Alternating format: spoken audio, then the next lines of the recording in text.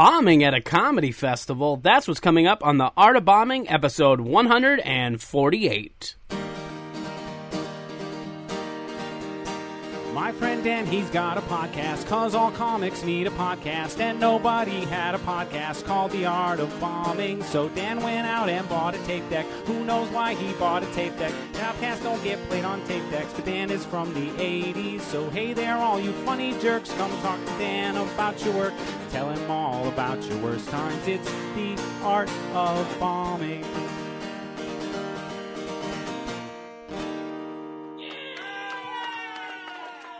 Welcome to a brand new episode of The Art of Bombing. I'm Dan Bublis Jr. here with you on July 17th. It's Friday. We made it to the weekend. I hope you had a fantastic week, and I hope you have an even better weekend with whatever you have planned this weekend. I've got a few things going on this weekend. If you're listening to this on Friday, and even if you're not, then it's already happened. I'm going to be a background actor in a commercial. That's what I'm doing today. I'm filming a commercial, so that should be fun.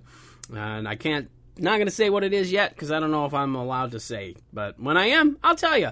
If it airs, who knows? I might film it and not even be in it. That's how that works. But either way, it's a nice little side gig, and it should be a good time.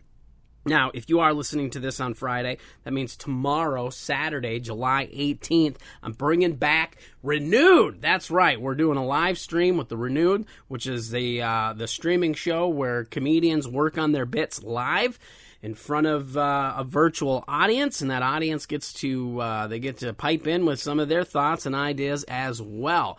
That's going to be 1 p.m. Central Time. My guest, I'm changing up the format a little bit. It used to just be me and one other comic, but now I'm going to have a couple comics on, and I'm going to be more of a moderator, just because I was running out of my own material to work on. That's part of the reason I put the show on hiatus. It was tough to come up with new stuff and even old stuff to rework. You can only do it so much. So, new format. My guest, our former guest of that show and former guest of this podcast. That's right. We got Jenny Lou Rusi is going to be on the show tomorrow, and so is Tara Kilbride. So they're going to be workshopping some of their bits. So if you ain't got nothing to do tomorrow at 1 p.m. Central Standard Time, that's 2 p.m. Eastern Time, that is 12 p.m. Mountain Time, and 11 a.m. Pacific Time. Check it out. If you got nothing to do on your Saturday, watch that. It's an hour-long show, and it should be a good time. And then, of course, I'm just going to record some more podcasts. I got another conversation scheduled for tomorrow. That, obviously, will come out in a couple weeks. So that's what I got going on this weekend. We're going to wrap up the intro. Just a couple things. Make sure, if you haven't done so already, you hit that subscribe, hit that like, hit the share button, make sure you leave a rating and a review if you haven't done so already. Today is we're about at the end of the contest. If you leave a 5-star review and a rating, you're going to be registered for a chance to win the book by Sam Talent, the novel Running the Light, because I have an extra copy, and it's signed. So if you want a chance at winning that, make sure you leave 5-star review and leave a review. Leave a 5-star rating and then write a review. That's what I'm trying to say. There you go. Wherever you listen to this podcast, I would greatly appreciate that. All right. Everything else for The Art of Bombing, you know where to go. artofbombingpod.com. And if you haven't done so already, check out the new Facebook group, The Art of Bombing Pod. That's going to be a comedy-related group. Not just for the podcast, but for getting better at comedy in general. I want to, it's a community. That is a community-based group that's going to be used for tips and tricks and articles and videos and things like that are good, that'll help us all get better as comedians. So check that out if you haven't done so already. And then, of course, you can go to the Patreon if you want to contribute financially. That's cool, too. There's lots of great things, lots of great perks by joining the Patreon. Haven't really did much with the Patreon. I'm in full transparency here. Haven't done much with it in the last little bit because I don't have any Patreons yet. So there you go. But as soon as I start getting Patreons, I'm going to put more time into that. But until then, here we are. All right, here's my conference. Oh, I didn't even say who the guest was. Oh, my God, I'm so unprofessional. I did the whole intro, and I didn't even tell you who the guest is. The guest today is a very good friend of mine, and a former guest on the show. That's right, making his second appearance. Luke Johnson is on the show today. Now that you know who's on the show, now that we're almost there, how about we just go into the conversation with Luke? Here's my conversation with Luke. Enjoy.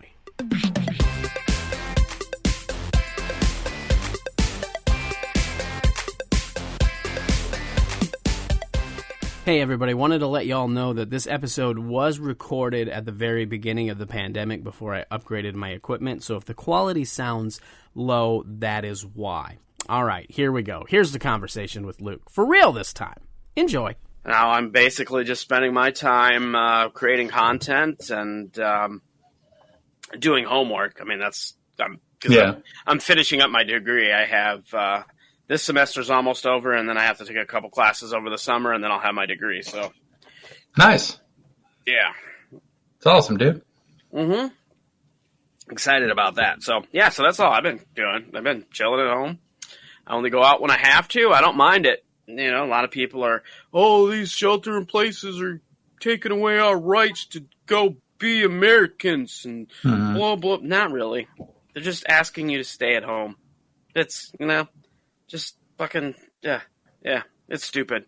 Yeah. I don't know. Like I said, I go out when I need to, and I go for walks, and I'm still getting out, and I'm kind of a homebody anyway, so I guess it really hasn't affected me much, other than I can do comedy, which that's where it really affected me. A bunch of my shows got canceled, but other than that, all that potential income I lost, but... Otherwise, yeah, it's been pretty good. I've been more... There you go. The first, 2 weeks when I was still getting paid...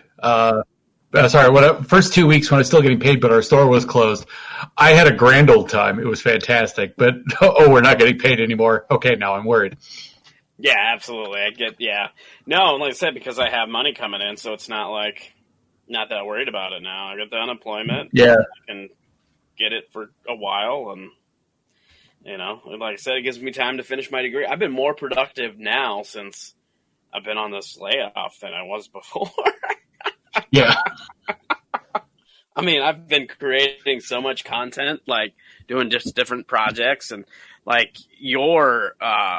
this is the 5th or 6th recording I've done this week for the podcast. Nice. So I've been doing that, and like I said, I got plenty of time to get my homework done and do all that stuff. So excellent. Yeah, I think the situation has started to open my eyes a little bit in realizing, hey, this is a thing that I could do instead of just having a regular job. You'd have to have the time to make the content. Yeah, and then get to promote it. Yeah. Yeah. Now, what I'm and there's so many people creating content right now, so it's kind of hard to compete with. But my hope is that I'm trying to take this time. I'm trying to create some content to maybe then when it's all over, I don't have to necessarily go back to a full-time job or whatever. I can just between comedy and creating content, maybe get a part-time job to supplement income. Yeah. But you'll use this time to get your name out there, to get people informed of what you do and all your projects and things. Yeah, the storytelling show, I've been doing that now every week now. That's a weekly show. Nice. I'm doing. In fact, after it's all said and done, things do get back to whatever the normal is, I'm probably going to keep the show. I'm probably going to do it on Saturdays just because, with comedians and everything, we're usually working the weekends. Yeah. So I'll move it to a weeknight, but I'm still going to keep the show and keep doing it on a regular. Very cool. I actually upgraded. Yeah, Huh? I was going to say the show was a lot of fun. That story I hadn't even talked about that event pretty much since it happened. That's awesome. I'm just bummed that I kept cutting out because I actually had a really good story. But it's yeah. But now I upgraded. I found out what was my problem. I didn't have as fast of internet as I thought I did. And so now we upgraded our internet, and then we got a new router and modem and all that jazz with it. So my, as you can see now, I'm not cutting in and out as much. Nice. So that helped a lot. Yeah, it's looking great. Yeah, it's a lot better, and I got a new webcam coming and more RAM coming for my computer and stuff too. So, all putting a little money into this little project. But like I said, I'm probably move it to during the week, but I'm still going to keep it, because it's been pretty good, the content and stuff, and it's a fun little thing, and it's like I said, I upgraded this StreamYard now, so now I can broadcast to 5 different channels too. So nice. Hopefully I'll get even more That's very cool. viewers for it. So like tonight's show is going to broadcast on Twitch, on YouTube, and 3 different platforms of Facebook. So hopefully I can build the content. And then I started that other show that I was doing too, the Renewed. So and that's another fun little interactive thing. So yeah, that one's really cool. I like that sort of that workshop aspect. That's awesome. Yeah, and that's been pretty good. I've had not a lot of viewerships while we're filming it, but like after the fact, it's been getting some good views and stuff. So yeah, so it's pretty good stuff. Now, hopefully, I can, like I said, keep it going. Like after, use this time to build and maybe get a following, and then maybe turn it into income. Yeah, absolutely. So, oh man, I played. I did the Jackbox last night with. Nice. Those are so much fun. Yeah, I didn't know what it was. I just kind of jumped on because I started playing D&D too. So there's that. So I played a little D&D online last night with some friends, and then after that I jumped on with John and some of his friends to check out that Jackbox thing. Nice. See, this is where I really screwed up by taking a job. I could be playing Dungeons and Dragons now. Yeah. I'm an idiot. You could be doing your podcast. Working on getting your podcast done. And I could. In that format out. This program would be perfect for that. Because you can do... I love the background you've got going on. That looks really good. And I've been talking to Nate about it, so we're going to actually get that run pretty soon. What's cool is that, like I said, you can do your own branding if you pay for it. But if there was more of us in here, I can't switch the style because there's not enough people in the stream right now. But you could have where 3 people over here and you're over here as the host. Yeah. So, okay. Definitely would be very cool. Because then, like I said, you can live stream it too, so it's like a live show. Yeah. I definitely think you should look into it. Yeah. Oh no, we are, and we plan on doing the first episode, I think, next Sunday. Nice. Awesome. That's awesome. Yeah. Woo. Good deal. So look for that, and we'll get to that in the shout-outs at the end of the episode. Yeah, exactly. Well, we've been chitty-chatting and catching up. We should actually get in. I've already been recording, but we should start getting into the old podcast. Yeah. All right. So, have you been doing, let me reset. See, I can edit this out. You did a couple virtual shows, right? Yeah, I've done 2 just virtual open mics, one through the Backline and then one through Bosses, and those were both a good time. And then I did Spencer Dobson's Zoom show, and that was a lot of fun. And then, of course, your storytelling show. Yeah. How have you liked doing virtual comedy? I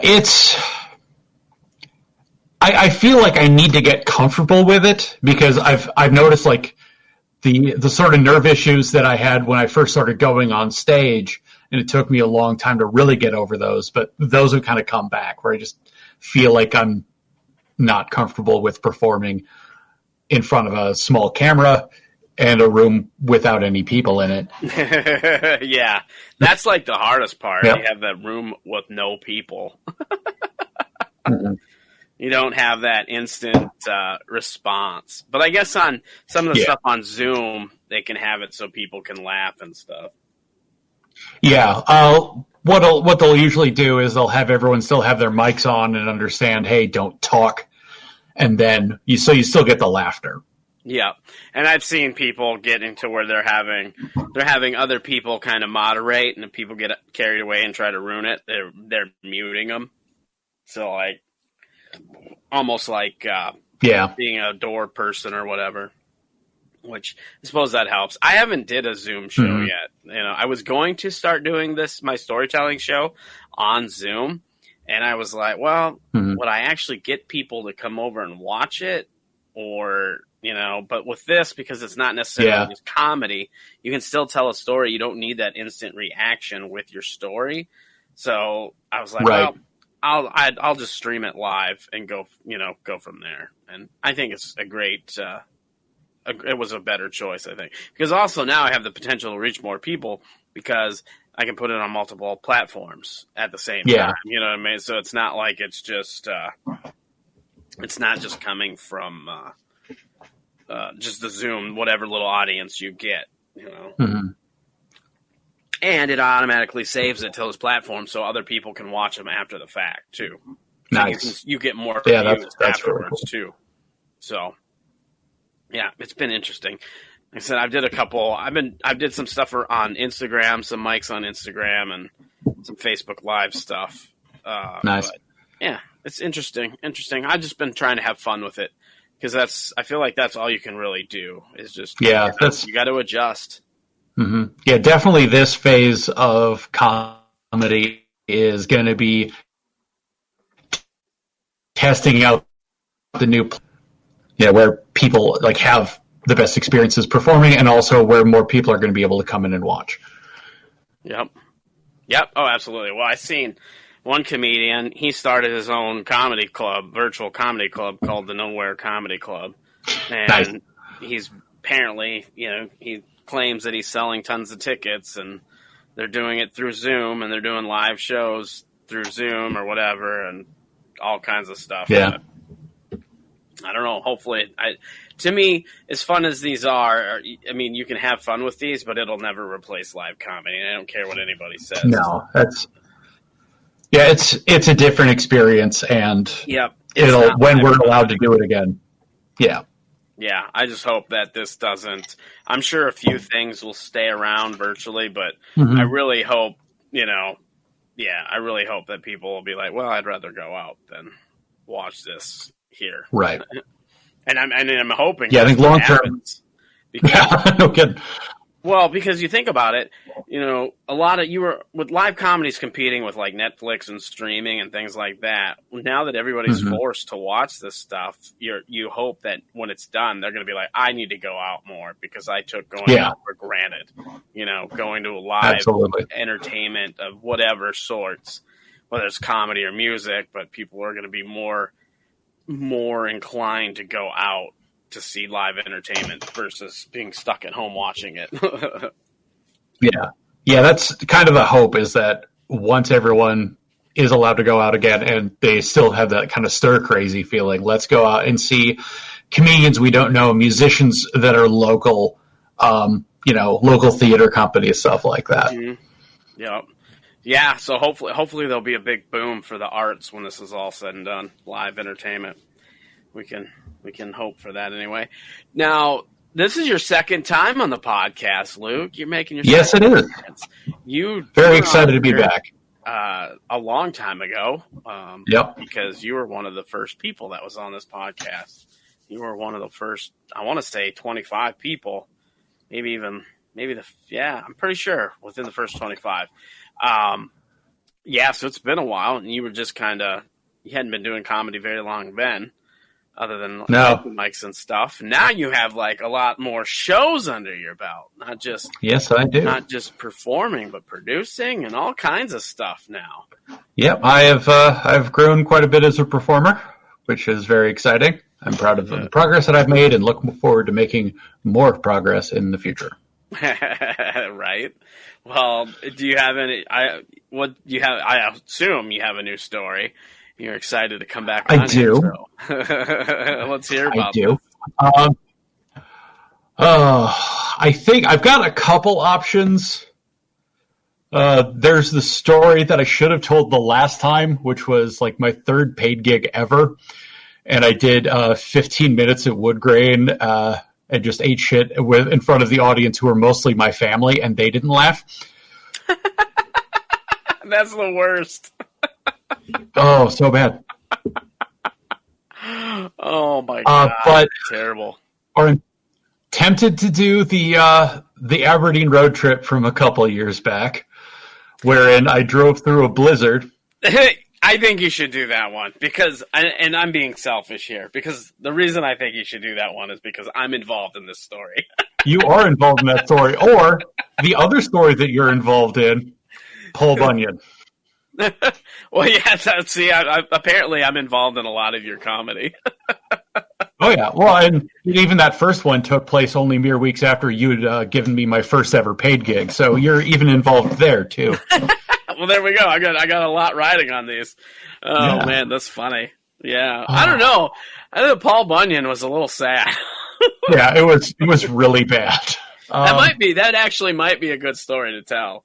But I think that's what we got to go with. I need to get over my avoidance issues. How bad comedy doing poorly at comedy can affect somebody. Oh yeah, it's the aftermath of that was what was crazy. Mm-hmm. Yeah, so the Paul Bunyan Comedy Festival in Oscoda, Michigan. It was the second year of the festival, and I applied and got in. This is the first non-Sno Jam festival I'd been a part of, so I was really excited. And the lead up to it was even stressful because I suddenly started having a lot of car and money issues. I wasn't sure if I could afford to go. Mm-hmm. But we were able to make it work. Not to mention, aside from your car and money troubles that you were afraid of that were going to interrupt, we also had a big blizzard come through. Yes, like the day that we were supposed to fly, the day before we were supposed to fly out. We drove through a blizzard from Sioux Falls. Well, I was living in Huron at the time, and then I had to go to Sioux Falls and pick you up, and then we had to drive to Minneapolis. I drove what should have been like a 7 hour trip, ended up being for me like an 8 or 9 hour day because it took us like 6 or 7 hours just to go from Sioux Falls to Minneapolis, which is like a 3.5, 4 hour drive. Yeah, it was rough. And then we did make it safely to the cities where we stayed in your house, which you just bought and the day before. Yep, pretty much. We just like the day before. Yep, and ate at that really good Salvadorian restaurant, I think it was, in the neighborhood. Yep. And then, the next day we flew out to Michigan. And, got all set up out there. And did we come the day before the festival or the day that it started? I feel like it was the day that it started. I think we got there the day that it started. I think we flew in there Thursday morning. Because we drove, because I had closed Monday on our house, I think. Mm-hmm. So, I think it was Wednesday. It was a Wednesday, but we flew that. We drove up to the cities, and then Thursday morning we flew out. It was the day. Because we drove from, when Brandon picked us up at the airport, we drove from Detroit down. From Detroit to... Oscoda, we got there pretty early, so we had plenty of time to kill before things were going to start for the festival that day. Because that was the other thing, too. We almost we were afraid our flight was going to get canceled. Because at night, there was we got like a foot of snow that night. Like, there was a lot of snow. And our Lyft driver had a hell of a time getting us to the airport. I honestly thought that was going to get canceled, and it didn't. Yeah. And he had a hell of a time getting us to the airport, driving through the snow and all that, and then our flight got delayed, but it wasn't because of and it wasn't because of it was because of weather, but not directly because it couldn't take off. Weather was causing the crew to run late; they couldn't get to trouble getting to the airport. But then the flight crew finally got there, and then we still took off, which that just blew my mind. I thought for sure our flight was getting canceled. I really did. Yeah, in retrospect, wouldn't have fully broken my heart if it had. Anyway. But then you wouldn't have this fun story to tell. That's true. The festival starts, and the first night I'm on the blue show. So we're telling all our dirty jokes. And part of it is that I'm not that dirty. And also, I think there was kind of an audience lull at that time, because like as I was heading up to the stage, other people sitting up front were like leaving to go get drinks or go to the bathroom, or they saw me and they said, "No, we don't want none of this." Show too. Yeah. And also, I don't know like what the difference is in the acoustics between being on stage and out in the crowd. So I don't know if everyone else thought that they were doing a bit soft. I couldn't hear much of anything while I was up there. And I think I heard some people, not up like right at the front, but off to the side talking, and I snapped at them a little bit. So, I mean, these were kind of my top level jokes, but I was doing okay. But I wasn't getting a reaction that I could tell. And that got in my head. And like not so much at the time, but it definitely set the stage for the rest of the weekend. The next day, I think that was the one where someone couldn't make it, so you guys offered me a spot on the afternoon clean show. Mm-hmm. Yep. And so that was like at 4 p.m, which of course is the best time for comedy. And it was like one family with a little kid, like sitting right up at the front. Yep. And I did my jokes, and I probably did as well as could be expected when performing at 4 p.m. But again, wasn't doing great, and that got in my head even further. And so the last show that I was on, I think, was just a regular showcase. Second to last show of the festival, because after that was the blue show to close it out. Mm-hmm. And so 7 o'clock rolls around. I had been drinking already. I drank a lot that weekend. And I was just so... Yeah, after 2 shows that didn't go well, I was so completely in my head about it.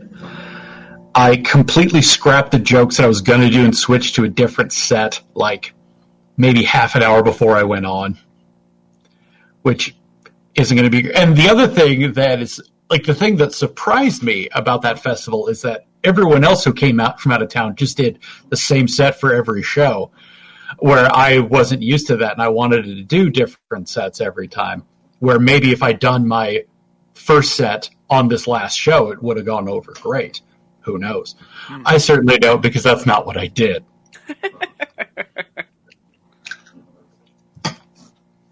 So I did that set and just get crickets for the entire thing. And I visibly lose it on stage, and I'm pretty sure I started shaking at one point. And at the end of my set, may have visibly begged for the light to come on, don't remember. I'm getting ready to leave the stage, and I'm trying to put the microphone back in the stand, and even that's not working. And I just say, I'm not good at this. And I meant about the microphone, but really, I could have also meant about comedy. And I remember, because when you said that, you got like a huge laugh, too. Yep. You're like, I'm not good at this, as you were doing that. And then the crowd just erupted in laughter. And you were like, that's not what, well, maybe it is. Yeah. Not what I meant, but it's still true. And then as soon as I was done, I went outside and had a breakdown. Yep. A lot of big, ugly crying. Yep. Yeah. Yeah, you physically were in tears. Yep. Like, I think it was probably about an hour before I could come back inside. Yeah, I remember. You were outside for a while, and then I was like wondering where you went, and then I came out there, and you were out there, and then you had you broke down, you were crying, thinking about quitting comedy and all the bad stuff that comes with the bad set. Yep. And it's like having a bad set on a regular show is one thing, but I think if you get invited to a festival and you eat shit, like they're trying to raise money for Alzheimer's, they're trying to get people in the small town to come out and have a good time, and you just blow it. That destroys. Oh, absolutely. But do you feel like part of it was because you put too much pressure on yourself? Like you had already had 2 sets that you didn't necessarily bomb; they just weren't up to par by your standards. Yeah, and then when you have all these other comedians that you're trying to impress, like you feel like you now you have all this pressure you put on yourself. Yeah, there's that too. You're trying to impress all these comics from across the country.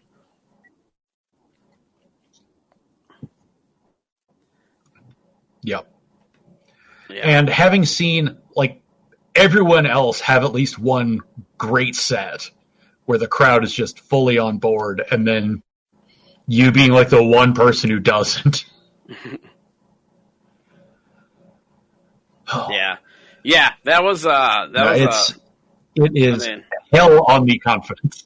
Oh, absolutely. Like I said, I remember being outside and you were like breaking down bad, and I had to talk you off that ledge. Yeah, you did. I had to give you the old comedy pep talk. And then you kind of shook it off, and then we went and did karaoke and drank even more alcohol. Oh yeah, we did. Yeah, I don't know that I ever felt like super drunk, but I know I drank a lot that weekend. Oh yeah. Well, especially that day, that night. Yeah, you were pretty lit. Mm-hmm. By the time we got to do the karaoke after the shows, you were pretty wasted. But you were in a way better mood once we got to karaoke than you were after the show. Yeah, after we talked you off the ledge. The festival's done. Yeah. Then it was over. But I don't have to pray for death anymore. Well, you talked about quitting comedy that night. Like you were like, maybe this isn't me. Maybe I just quit and do whatever. And obviously, you're still kicking. You're still doing it. Yep. And what was like the biggest lesson you think you took away from that weekend? I think it's a lesson that I have to relearn on occasion. Is that the key to kind of like you have to be comfortable on stage, and the key to that is not caring. Yeah. You're like, well, it's just, being able to take it on the chin no matter what happens, and being able to shrug off failure. Yep. Now, another thing I want to ask you, because you were on the podcast before when you were just kind of starting, you hadn't been doing comedy very long, and now you've been doing it a lot longer since then, because it's probably been 3 years at least since you were on the podcast. Yeah, about that. Yeah, it has. The podcast has been going almost 4 years now. But how do you feel like you've changed as a performer since then? Like, what were things you were trying to look at to improve then versus now? Like, how do you feel like you've evolved as a performer? Well, I know one of the things that I've always struggled with and still do, but I've been trying to work on improving, is connecting with the crowd. Mm-hmm. Because I've been told that by some of the local comics, as well as when I went to the Funny Bone to perform on The Clash. That was one of their notes, is that I need to work on crowd connection. And so I try to do better with looking people in the eyes while I'm telling my jokes, not shifting my focus a lot. Mm-hmm. And it's tough to get used to because I'm usually not comfortable with looking people in the eyes. Yeah. And certainly not for long periods of time. Yeah, but that's one of those things where you can still make connections with people without actually looking them in the eye from stage. Right. It's just you just look at people, but don't, you're not looking at them in the eye. You just look above them, and it still looks like you're connecting. They feel like you're connecting with them, even though you're not. But you're right, because it is it can be uncomfortable to stare somebody in the eye for a while. Mm-hmm. Yep, and I think it's also part of one of my overall issues in that I'm always trying to maintain at least a little bit of a disconnect. Mm-hmm. Because I just, for whatever reason, don't want to put my whole self out there. Which you definitely, which is hard to do in comedy. to hold And it's back. just- You know what I mean? Because you really do have to put yourself out there. I mean, ultimately with comedy, we're putting ourselves out there, and it's the most vulnerable that we can be, essentially. You know. Yeah. So I could see where that would be kind of a setback. But Yeah, there's that, and then actually like practicing bits, reworking them. I get lazy. I write something down, figure it's finished, and then I don't tweak it unless I think of a tweak. Whereas I need to put more effort into actually focusing, listening to old bits. yeah, no, but is that something you've I'm been doing? a little better now about versus when you started? a little bit. I do think about the bits more often now. I try and see where I can trim the fat because my jokes tend to be pretty wordy. Mm-hmm. Yeah, I have that same And I can problem, always trim that especially down. especially when I first write a joke. I have too many words. Yeah. Can be very wordy. That is for sure. The bumming of bombing, the dreadful feeling. I'm curious, how has that changed for you over the years versus, bombing when you first started versus now? Oh, I think, it's gotten better. I can usually shrug off a show where I don't feel like I was up to standards within a day or two at the most. Paul Bunyan took a while. I feel like I needed another onstage win before I was really over it. The other one the Aberdeen show, I never really felt that because I was so focused on not dying for the entire trip. Yeah, well, we got a little bit of time. Well, you can talk about that story a little bit if you want. All right, yeah, that was a fun one.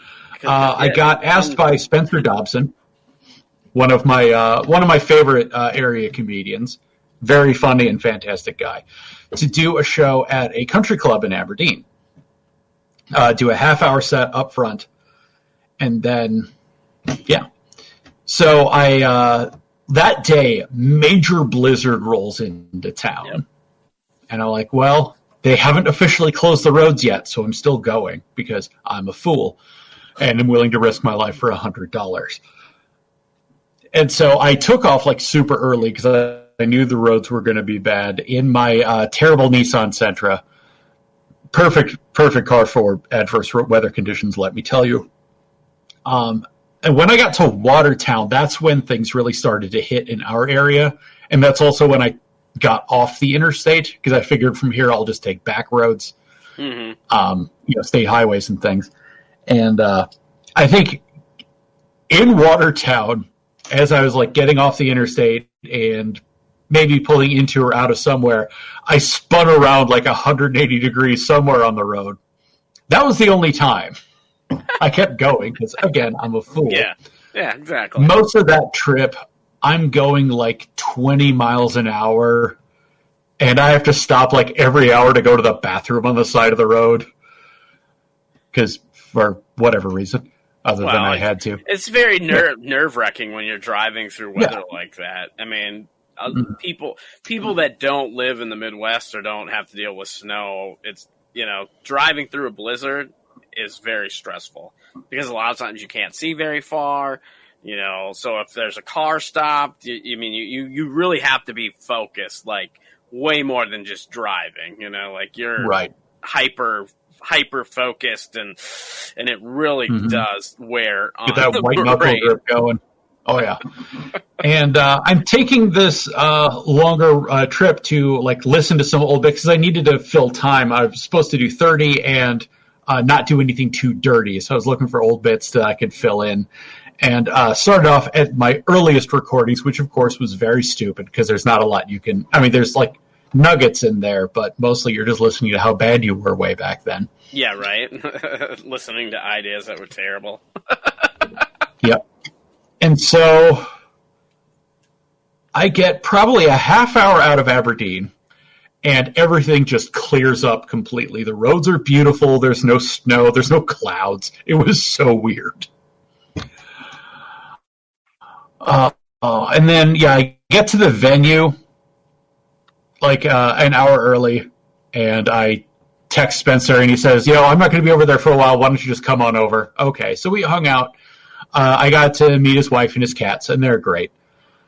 And then we head back. And I was basically featuring from the host position. So, I've got to warm up the crowd. Yep. But again, I've spent 5 hours on a 3-hour trip being super nervous because driving in shitty weather. And so I was and then I tried to set up my camera so I could record. And I think that died halfway through because, I had run out of space. And also because I'm having my camera off to the side, I don't have my phone with me for my notes. Bit rough. I'm still working on notes, which you shouldn't do as a feature, definitely, or on a paid show, but here we are. And the other fun thing about the room setup is that the performance space was right in front of a fireplace. So I was super hot the entire time. I'm trying to get laughs, and it's not going well. It took a while before they wanted to give me anything, and I got a lot of chuckles. Was this like a fundraiser or something, or what? Or just a show at the country club? I don't think so. I think it was just a show at the country club. Oh, okay. And so I eat my shit, my whole deluxe-sized plate of it, and then I have to introduce Spencer, and by this point have forgotten everything he wanted me to introduce him with.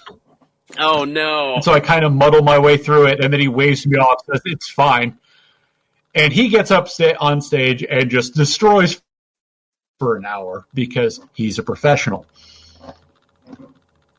And so that, again, felt terrible, but at least I got to see some good comedy that night. It was terrible for you, and you felt, you didn't do very well, or you bombed or whatever. You did set up the crowd because... you look at it from the perspective of, I was so bad that they needed good comedy, and now they were really ready to laugh. You know what I mean? You look for the little silver lining. I did my job opening. Excuse me. I did my job by opening and got the crowd warmed up. And ready to laugh. Yeah, but by the end of that. That was, again, I felt like I did a terrible job, but at least I didn't get, super depressed about it because, again, still focused on staying alive on driving. And we go out, hit a place afterward. The Circus in Aberdeen, by the way, has the best peanut butter burger I've ever had. Also the first. Shout out to them. Yeah. Well, before you continue the story, though, I want to talk just because this is a good thing that a lot of times comics and stuff we don't think about, having that time, when you have to drive somewhere for a show. I've found if I'm driving somewhere for a show, and it's a long drive, I'm getting there, it's harder to have that energy for that first show. So if you're doing a weekend of shows somewhere, and the first day you drive, that first show isn't the greatest. But by the end of the weekend, you do good. But when you're doing little one-nighters or whatever, I found sometimes long drives and stressful drives to a show, it's hard to get out of that and shake the stress to go perform. Do you feel that way a little bit? No, I definitely agree. That definitely compounded my issues. Yeah. But anyway, so afterwards you guys go out and you have a good burger. Yep, and then he lets me crash at his place, which I will always appreciate because with the way I did, I should have been sent to drive home immediately. And then, the next morning, I was going to take off as soon as I wake up, and then he says, no, stay for breakfast, which I did, and the breakfast was fantastic. They're wonderful hosts, the Dobsons, lovely people. And we're keeping an eye on the weather reports and the road conditions, and just to make sure it's safe for me to leave. And I think about 10 o'clock in the morning, I do. I figure this is as good as it's going to get because it's still terrible weather that's not going to stop until the next day. And so I head out, still taking my back roads, And after a couple hours, I get into beautiful, scenic Huron, South Dakota. Yeah. So where you decided to take a different route home. Yeah. Too. Trying to stick more to the larger highways. Mm-hmm. And if I needed to get gas somewhere, there's a spot. And so I get into Huron, and the gas station that I pull into, I get stuck in snow. And I think their pumps aren't working, and I tried to buy some kitty litter to throw behind my tires and get out that way, which I had to pay for in cash, and because their card machine was down, their connection. That was fun. Didn't work, and I called the tow truck and waited for about an hour. Meanwhile, some young men who had happened to be walking past on whatever errands they were doing decided to help out and push me out of the out of that snowdrift. And I was eventually able to get out, which was fantastic. And I think somewhere in the middle of that fiasco, I decided to call you. It's like, I'm not going any farther tonight. This is terrible. Mm-hmm. Can I crash with you? And you, also being a delightful person, said yes. Because you hadn't heard how badly I did at that show. That's right. I would have been like, oh, you bombed at a show last night? You can't stay here. I don't need that on me. I don't need your stink. I don't need your stink. So on me. I'm trying to get to your place, and of course the roads by your place haven't been shoveled out yet either. Yep, nope. So I'm driving around trying to find a place where it's already been shoveled so I could park without getting towed, and get stuck again. And so this time, the tow truck actually does make it. I get pulled out over the small drift and then walk back. And had a lovely evening with Dan and Tara. All for a little bit of comedy money. That's the reality of what we do, though, that you drive through a lot of terrible conditions, and you end up going on adventures, really. Yeah, it's the kind of stories that everyone else has from their younger days, but I was too afraid to do anything, so I don't have those stories. And now I do. Yeah, exactly. Now that I'm old, I have them. Yep, everyone gets there in their own time. Oh, that's funny. That's great. Well, we're going to wrap up. Before we do, I'd like to ask, what's something that you're proud of? And it can be either out of your personal life, professionally, doesn't matter where it comes from, but what's something you're really proud of that you've achieved so far in life? All right. I think, when I moved to Sioux Falls, I kind of treated it as a reinvention of myself, and I've discovered in that 5 years that I am capable of a lot more than I'd ever realized. That I can do more than whatever I had been doing before. I can do better. I deserve better things. And that has really come true because I'm a lot happier in pretty much all aspects of my life since I came to Sioux Falls. That's great. Fantastic. Where can people find you? You got a new Twitter, which is on, on the screen right there. My official new Twitter account at L Johnson Comedy.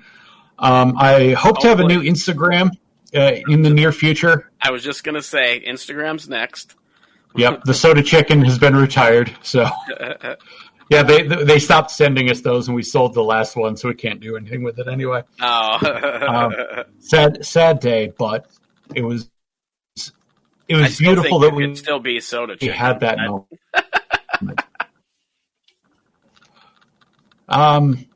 And then, yeah, I'm going to be doing more stuff with bosses. We'll have our Wednesday night open mic, and coming very soon, in fact, next Sunday will be the first performance of Vocabularious on streaming platforms. It is my game show wherein I ask questions and comedians give funny answers instead of real ones. We've had a lot of great times with it so far. A very successful week, or night of it at Sno Jam. We ran 3 great shows with a lot of fantastic comics. It was super fun. Got some great feedback from Nyla, who had been the agent from America's Got Talent, who is in for the festival. She gave me some great feedback, some different ideas to new directions to take things in. And I cannot wait to perform it in front of the internet and see how people like it. It's going to be a lot of fun. Awesome. That's great. Well, yeah, make sure you look for Vocabularious. This probably is not going to come out before Sunday, but hopefully, true. But, be on the lookout. We hope to run it weekly. Yeah, that'd be great. Like I said, and then the other thing, which naturally I forgot to set up, but give me one moment. Uh-oh. This is never good when you have to go get props. Now, here I am on the podcast by myself, waiting for him to come back. I could edit this out later, but I'm probably not going to. I have a T-shirt. Oh, he is literally the first person to plug his merch on my podcast, aside from me. That's ridiculous. Yep, that is the it's a T-shirt I had made late last year. They are $20, and if you want one, we can find out how to get it to you. Probably shipping will be involved, but they've gotten a pretty good reaction, I think. We've had some success selling them, and it's something that you need in your life. Maybe not you personally, but you, the viewer/listener. For when this comes out on audio platforms, it's a lovely shirt that has scales of justice and the legal laurel leaves and the phrase, "Some bitch had it coming." Yeah, and then you have to go see Luke live to understand why that's a funny T-shirt. All right, Luke. Thanks for joining me again. That's right. So come check it out. Absolutely, Dan. This is a lot of fun.